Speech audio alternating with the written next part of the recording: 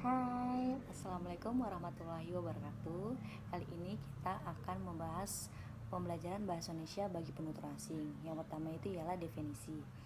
Definisinya ialah pembelajaran bahasa Indonesia memiliki cakupan yang luas. Salah satunya bagian pembelajaran bahasa Indonesia adalah pembelajaran bahasa Indonesia untuk penutur asing yang dikenal dengan BIPA, bahasa Indonesia bagi penutur asing.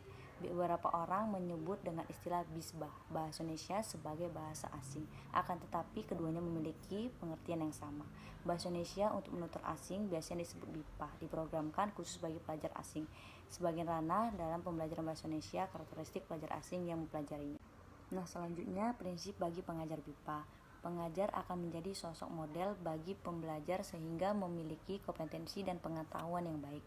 Seorang pengajar harus memperhatikan keterampilan mengajar dengan beberapa hal, yaitu yang pertama, menjalin hubungan hormat di antara pelajar dan memberikan motivasi pada mereka. Yang kedua, mencocokkan bahasa dengan kebutuhan dan kemampuan pembelajaran. Yang ketiga, memberikan dan petunjuk yang jelas. Yang keempat, memberikan contoh bahasa yang tepat dan wajar. Yang kelima, memfokuskan kegiatan pada bahasa dan keterampilan baru. Yang keenam, memberikan contoh bahasa baru dengan konteks yang benar dan relevan. Yang ketujuh, memastikan pembelajar memahami materi baru. Dan yang kedelapan, menjelaskan ragam bahasa. Nah, selanjutnya kita akan membahas yang boleh dan tidak boleh bagi pengajar BIPA. Sebagai seorang pengajar BIPA, ada beberapa hal yang boleh dilakukan selama mengajar kelas BIPA, yaitu yang pertama, bersikap ramah dan terbuka. Yang kedua, bersikap positif pada pembelajar. Yang ketiga, memberi feedback. Yang keempat, memberi reward. Yang kelima, konsisten atas apa yang diajarkan. Yang keenam, tepat waktu dalam hal apapun. Yang ketujuh, memberi gambaran jelas apa yang akan diajarkan. Yang kedelapan, selalu siap dengan rencana alternatif untuk belajar. Yang kesembilan, kreatif membuat media. Yang kesepuluh, upayakan selalu berbahasa Indonesia dalam pembelajaran belajar mengajar.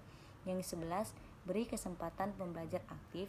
Yang kedua belas, menggunakan bahasa Indonesia sebanyak mungkin. Selanjutnya, yang tidak boleh dilakukan pengajar BIPA yaitu yang pertama, menertawakan kesalahan pembelajar. Yang kedua, memberikan hukuman pada kesalahan pembelajar. Yang ketiga, menyampaikan materi belajar berlebihan atau mubazir. Yang keempat, memperlakukan pembelajar BIPA dewasa seperti anak-anak meskipun materinya memang tentang materi bahasa Indonesia dasar.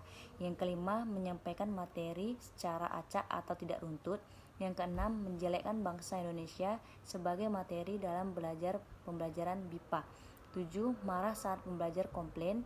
Yang kedelapan, pilih-pilih mahasiswa, bersikap memihak. Yang kesembilan, berlaku rasis dalam cara belajar maupun bersikap.